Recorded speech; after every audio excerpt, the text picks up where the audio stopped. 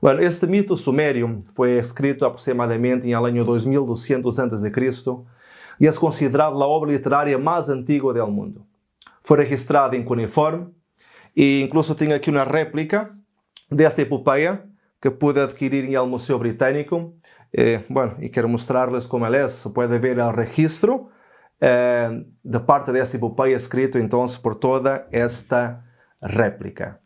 Pero se algum dia visitam o Museu Britânico, então vocês podem ver o original. E tenho aqui esta foto do original para que vejam como quedou documentado este mito sumério, então, em cuneiforme. E o primeiro texto desta epopeia nos dá uma informação detalhada de um dos reis mais influentes da história da cidade de Uruk, de nome Gilgamesh. E curiosamente, em la lista real suméria, onde são registradas então as várias dinastias dos reis da Suméria, e que foi encontrada em ano 1922, que está gravada também em cuneiforme, e nesse prisma aí que vemos na pantalla. Então Gilgamesh aparece na lista dos reis sumérios como o quinto soberano da primeira dinastia de Uruk.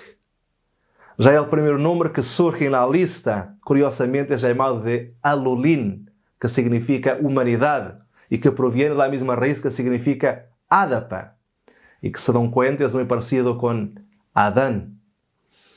E segundo a leyenda, estes reis viviam miles de anos, 12.000 anos, 36.000 anos, 43.000 anos, pero em la línea corrente del prisma há algo que interrompe essa sequência. E sabem que é? El dilúvio. E nesta linha podemos ler: E então vino el dilúvio e cobriu a terra. E o curioso é que, ao continuar com a sequência, depois desta interrupção, a idade dos homens cai abruptamente. Se antes viviam miles de anos, o primeiro rei que surge depois do dilúvio viveu, segundo esta lista, 960 anos. E os seguintes passaram a viver aún menos, tal como se nos diz na Bíblia. A cronologia bíblica em Gênesis 5 é interrompida por um dilúvio, e depois disto, os homens passaram a viver menos anos. Interessante, não? Pero, e de que trata esta epopeia? A epopeia de Gilgamesh em concreto. Bueno, esta leyenda suméria cuenta que os cidadãos da cidade de Uruk, viendo-se oprimidos e tiranizados entonces por el grande Gilgamesh, quien era, según la leyenda, 2/3 Dios e 1/3 humano, pediram ajuda aos deuses para libertar-los entonces de Gilgamesh. E eles entonces, os deuses se reuniram todos e convocaram a diosa Aruru, que também havia criado a Gilgamesh, para que pudiera criar alguém que compita com Gilgamesh. E respondendo ao chamado, então ele agarrou um pedaço de arcilla, e aqui temos uma representação da criação do homem, e criou um personagem chamado de Enkidu. E este Enkidu quedou vivendo em um bosque montanhoso, com animais, algo como um jardim durante algum tempo. E aqui temos uma representação do jardim de Edén. E ele não tinha qualquer contacto com o mundo exterior e com a maldade também. Pero um dia, um caçador que se acercou a esse jardim buscando animais, ele viu Enkidu a lo lejos. E ele quedou surpreendido por seu tamanho. Ele era enorme, tal como Gilgamesh, e pensou que ele poderia vencer a Gilgamesh. E então se livrar a cidade de Uruk da opressão deste. Então o padre deste caçador lhe disse a seu filho para que buscara a ramera Shamhat para poder seduzir e tentar a Enkidu. E aqui teremos uma representação da tentação de Satanás. E dessa maneira, atraí-lo para a batalha com Gilgamesh. Então a ramera Shamhat aceitou o repto e foi ao jardim com o propósito de envolver a Enkidu em relações sexuais que, según cuenta la leyenda, duraron 6 dias e 7 noches. Pero después desse período, quando Enkidu dirige sua vista a los animales del jardín, ele agora se dá conta que eles huem assustados, que eles estão huyendo de sua presença. Enkidu havia profanado seu corpo que era puro, e isso trajo consequências. E aqui podemos encontrar um símbolo da caída do homem. Pero, aunque Enkidu estuviera debilitado, Ele agora tinha razão e amplos conhecimentos, ou seja, el simbolismo do resultado de comer del árbol de la ciencia del bien y del mal. E neste momento, a ramera Shamhat le dice a Enkidu: bueno, existe alguém igualmente poderoso que tu, e la cidade de Uruk. E já que vas a sair del jardim, del bosque, bueno, então por que não seres o mais poderoso del planeta? E claro, Enkidu, como se via tão poderoso, então ele queria vencer a Gilgamesh para poder demonstrar toda a sua força. Assim que decide poner-se a caminho de Uruk para combater com Gilgamesh. E quando se encontram estes dois poderosos, estes seres tremendos, eles entram em uma batalha que depois é ganha por Gilgamesh. Pero depois disto, eles se convertem em os melhores amigos. E juntos decidem fazer um largo viaje em busca de aventuras, em qual se enfrentam com animais fantásticos, com animais muito peligrosos. Pero quando eles desafiam a deusa Ishtar, os deuses castigam a Enkidu com uma enfermidade tão grave que hace com que este muera. E isso afetou tremendamente a Gilgamesh. Seu grande amigo havia morto. E Gilgamesh agora cai na realidade que é mortal e queda com medo tremendo à la muerte. E é justamente por el medo à la muerte que Gilgamesh se propõe agora a encontrar a imortalidade. E para isso parte de Uruk para recorrer à terra em busca de Utnapishti, um homem que logrou convertir-se em imortal. E depois de várias aventuras e de haver cruzado as águas da morte, então Gilgamesh encontra finalmente a Utnapishti. E lhe pergunta como logrou alcançar a vida eterna. E esta explica que logrou sobreviver ao dilúvio. E aqui teremos então a história do dilúvio e Utnapishti seria uma representação de Noé. E então, como conseguiu sobreviver, os deuses lhe concederam a imortalidade. Pero infelizmente para Gilgamesh, esse dom só foi concedido uma sola vez, pois tampouco haveria um segundo dilúvio. E Utnapishti lhe conta del desejo de los deuses por inundar o mundo, porque não podiam dormir com o escândalo da humanidade. Pero que Ea, o deus da sabedoria, advertiu a Utnapishti em sonhos que convertera su casa em um barco, que tomara a semilla de todos os seres vivientes e lhe dijera a la gente que ele estava construindo um barco para escapar da ira del Deus Enlil. E Utnapishti então construiu o barco em 7 dias e tomou a sua família, parientes, a criaturas tanto salvajes como domesticadas e a todos os artesanos. E durante 6 dias e 6 noites, o dilúvio abrumou o mundo, pero em el 7º dia se calmou. O barco descansou em el monte Nisir, e Utnapishti enviou uma paloma, luego uma golondrina e finalmente um cuervo. E aqui também podemos ver as semelhanças com o relato do dilúvio de Gênesis. E quando o cuervo não regressou, então Utnapishti hizo um sacrifício, assim como Noé também hizo um sacrifício quando saiu da arca. Pero neste de Utnapishti, os deuses agora se reúnem como moscas por el hambre que tinham, pois já não tinham al hombre para produzir comida para eles, então estavam com muita hambre. Pero lo cierto es que Gilgamesh quedou muito decepcionado, pois não conseguiria alcançar a eternidade. Sin embargo, ao ver a tristeza de Gilgamesh, agora a esposa de Utnapishti le pide a seu esposo que, como consuelo por seu viaje, que le diga a Gilgamesh donde localizarla en las profundezas del mar, una planta que tiene la propiedad de rejuvenecer. Y aquí entonces tenemos una representación del fruto del árbol de la vida. Y Gilgamesh, claro, se decide a ir a buscarla. Efectivamente, consigue encontrar essa planta. Pero mientras está de regreso a Uruk, decide bañarse, y para eso dejó entonces la planta a un lado, y infelizmente para Gilgamesh, uma serpiente se acerca e rouba esta planta que lhe concedia juventude eterna. E aqui podemos também encontrar a representação da serpiente de Edén, que rouba a possibilidade do homem de comer do fruto do árbol da vida e de viver para sempre. E tristemente a história termina com Gilgamesh a regressar a Uruk, pero sem lograr alcançar seus objetivos. E que nos diz então o hecho de existirem tantas semelhanças porque como vimos anteriormente, ellas existen, pero también tantas diferencias entre estos dos relatos, la Mesopotámica y la Biblia. Bueno, yo entiendo que esto nos indica que se debe hacer un abordaje contextual al analizar el asunto, teniendo el cuidado de no caer en el error de la paralelomanía o entonces la paralelofobia. ¿Y cuál sería la diferencia entre la paralelomanía y la paralelofobia? Bueno, la paralelomanía es cuando se ve semejanza en todo. Muchos analizan la epopeia de Gilgamesh o el Enuma Elish y en todo ven semejanzas con la Biblia. Y esto no es verdad. Por lo tanto, es importante no estar solamente enfocado en las coincidencias, pero también en las divergencias que existen entonces entre estos relatos. Ya en la paralelofobia, encontramos las personas que dicen que no existe cualquier tipo de semejanza entre estos dos relatos, la Mesopotamia y de la Biblia. Que no existe nada igual, que todo es una gran coincidencia. Pero bueno, esto tampoco podemos decir que es verdad, pues, como vimos, existen varias semejanzas. Es caso para decir que existen muchas coincidencias para ser una mera coincidencia.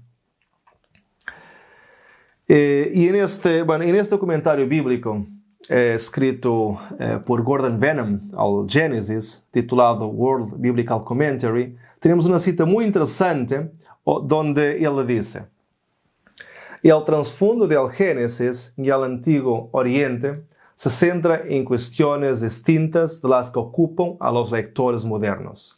Afirma la unidad de Dios frente al politeísmo, su justicia frente a sus caprichos, su poder frente a su impotencia, su preocupación por la humanidad frente a su explotación de la misma. Mientras que Mesopotamia defiende la sabiduría del hombre primitivo, el relato del Génesis presenta su pecado y desobediencia. En todos estos casos, no hay pruebas del más simple préstamo literario por parte del escritor hebreo. Resumiendo, el libro del Génesis tiene una manera de tratar la historia en la que, en primer lugar, se enfoca en la unidad de Dios en contra del politeísmo que encontramos en esos textos del Antiguo Oriente Medio. Además, también retrata la justicia y la bondad de Dios en lugar de sus caprichos. ¿Se acuerdan que en algunos de esos relatos el diluvio vino porque el ser humano empezó a hacer mucho ruido, lo que incomodó el sueño de los dioses? Y entonces ellos ahora se irritaron mucho por el ruido que ellos hacían mientras trabajaban para ellos mismos, y entonces deciden enviar el diluvio para entonces matarlos y destruirlos. Pero en la Biblia no fue así. El diluvio vino debido al pecado del hombre, y no porque Dios se enojó por el ruido que los hombres hacían al trabajar para él. Es muy distinto.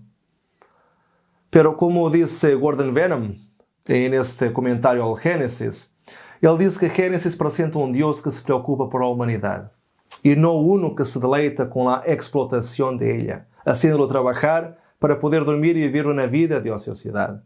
No, es completamente diferente. Y me gustaría darles a conocer también este libro, titulado Ancient Orient and Old Testament, escrito por Kenneth Kitchen, que es una obra de referencia para todos aquellos que desean conocer más sobre la historia del Antiguo Oriente Medio y su relación con la Biblia. Es muy interesante. Y él dijo algo muy interesante en este libro. La suposición común de que este relato bíblico es simplemente una versión simplificada de las leyendas babilónicas es un sofisma en su base metodológica. En el Antiguo Oriente Próximo, la norma es que los relatos y las tradiciones pueden surgir por adición o adorno en la elaboración de leyendas, pero no lo contrario. Y en el Antiguo Oriente, las leyendas no se simplificaban hasta convertirse en pseudohistorias, como se ha sugerido para el Génesis. ¿Qué nos dice entonces este comentario de Kenneth Kitchen en esta cita que leemos? Que la regla usada en el Antiguo Oriente Medio era que los relatos de algo ya escrito anteriormente podrían surgir en la elaboración de leyendas o de mitos, pero no el contrario. Y que además al criar un texto derivado de un original, siempre se le acrescentaba algo. O sea, el texto original siempre era más simplificado. Já el derivado o plagiado era más complejo y más embelezado. Pero cuando nosotros comparamos el Génesis con esas literaturas, nosotros nos damos cuenta precisamente de lo contrario. Ellas son más embelezadas, más poéticas, y el Génesis es más resumido. Entonces lo que Kenneth Kitchen afirma es que eso por sí solo es una prueba de que Génesis no plagió esos mitos, porque si el Génesis fuera una copia plagiada de estos mitos sumerios y mitos babilónicos, entonces él debería ser mucho más complejo, mucho más poético, fantástico y con una riqueza de detalles mucho mayor que cualquier de estos mitos. Pues el Génesis fue escrito mucho tiempo después de ellos. Pero no es eso que vemos. El Génesis, aunque escrito después de estos mitos, es resumido y sintético. Lo que nos comprueba entonces que según el género literario utilizado en el Antiguo Oriente Medio, es imposible que el Génesis sea un plagio de estos mitos sumerios. Además de eso, aunque existan semejanzas entre los relatos mesopotâmicos y también el relato bíblico, existen muchas más diferencias.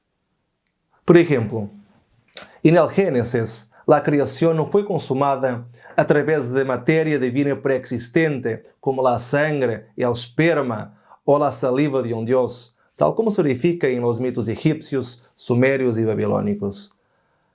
En la Biblia existe también un solo Dios. Es un relato monoteísta, al contrario de todos los demás relatos, que son caracterizados por ser paganos y politeístas. También en la Biblia la materia no es eterna, no es preexistente, que no da origen a los dioses como esos mitos afirman. Por el contrario, la Biblia enseña que Dios es eterno y es Él quien da origen a toda la materia.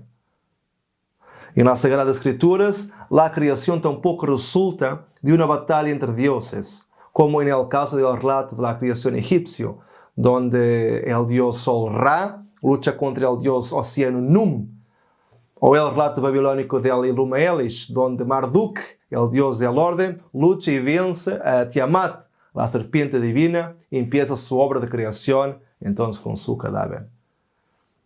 Eso no pasa con el Dios del Génesis, el cual no ha creado agua, montañas o vegetación a través de la materia de otra persona o de otro Dios. El Dios de la Biblia creó todo ex nihilo, o sea, a través de la nada y a través de su palabra. Y en esos mitos, los dioses y los hombres son violentos, son mentirosos, son traicioneros y son asesinos.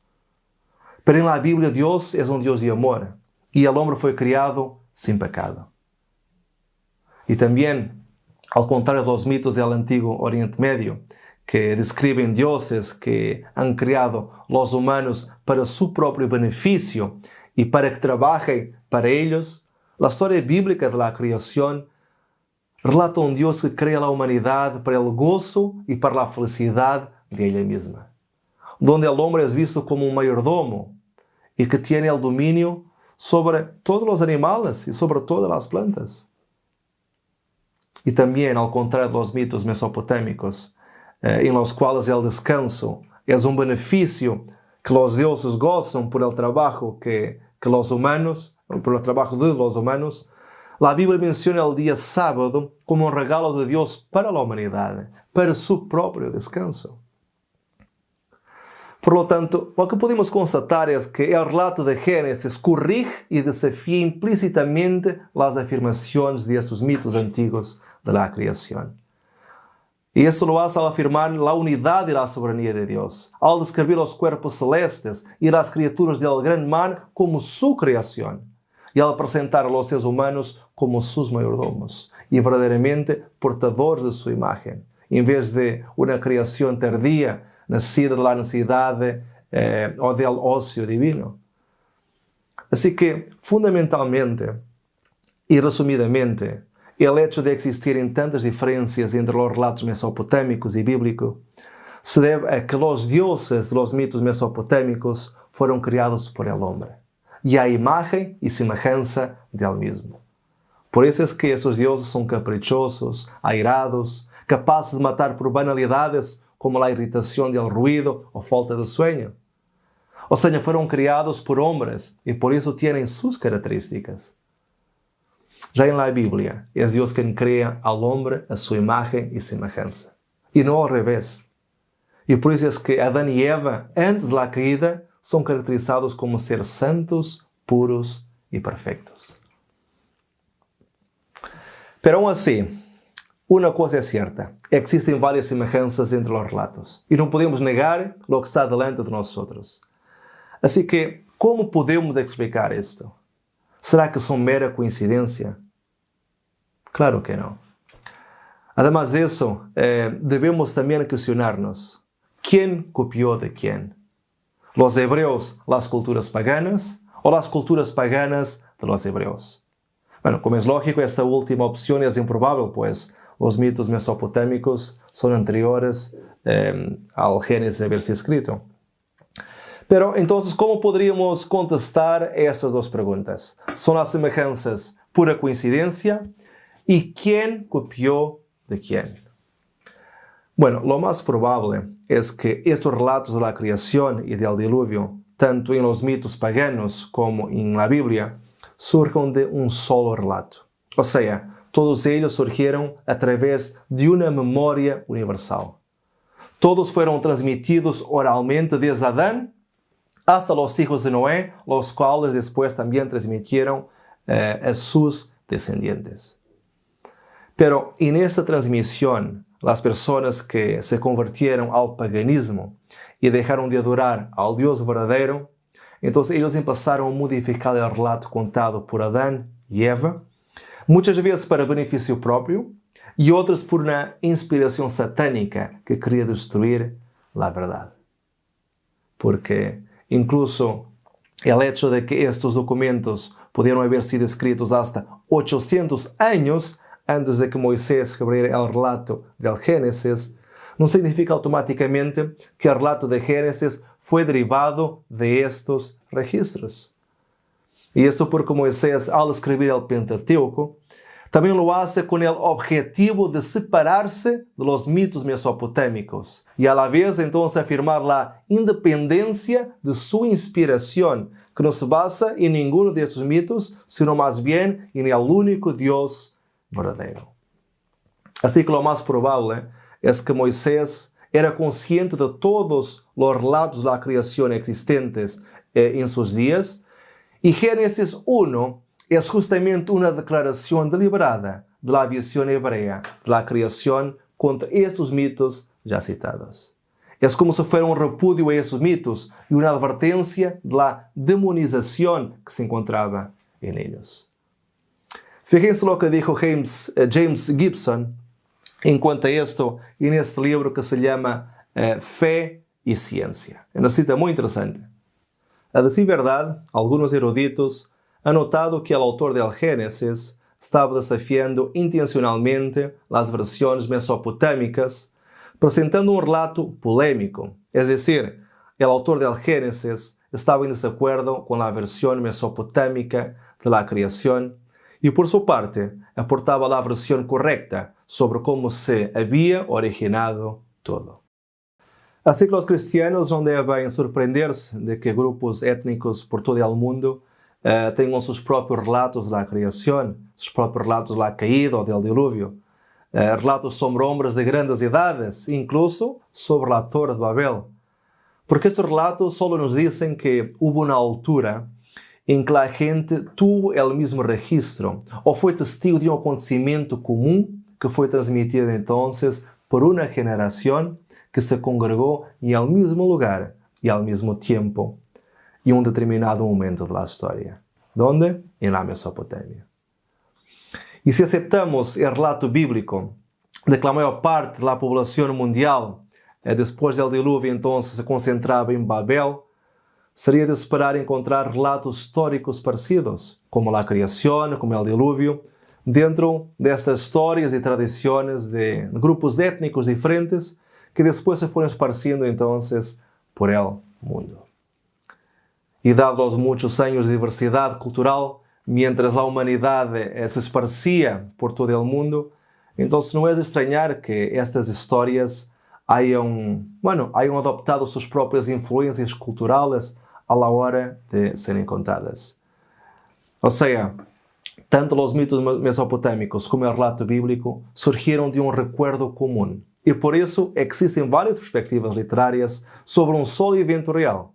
Sin embargo, isso não significa que todas as histórias sejam verdadeiras, pois todas são diferentes entre elas.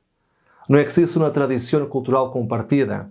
Existe, isso sim, diversidade cultural que influenciou a maneira em como os diferentes relatos eram contados nas diversas culturas ao redor do mundo.